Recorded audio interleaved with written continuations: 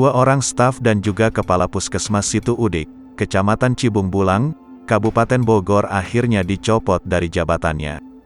Mereka dicopot setelah peristiwa video viral pegawai atau staf puskesmas diduga asik karaoke di dalam puskesmas saat didatangi warga terpapar COVID-19 yang meminta pertolongan. Dikutip dari tribunnewsbogor.com, pencopotan tersebut disampaikan oleh Bupati Bogor, Ade Yasin pada Senin, tanggal 12 Juli tahun 2021. Ade bahkan telah memberi sanksi teguran secara langsung saat melakukan inspeksi mendadak, sidak, ke lokasi pada Sabtu, tanggal 10 Juli tahun 2021. Ade mengaku, awalnya dalam sidak tersebut ia hendak menyita alat karaoke yang digunakan pegawai puskesmas tersebut, namun benda itu tidak ditemukan. Ternyata, saat karaoke mereka tidak menggunakan alat karaoke, melainkan sound system untuk memanggil pasien.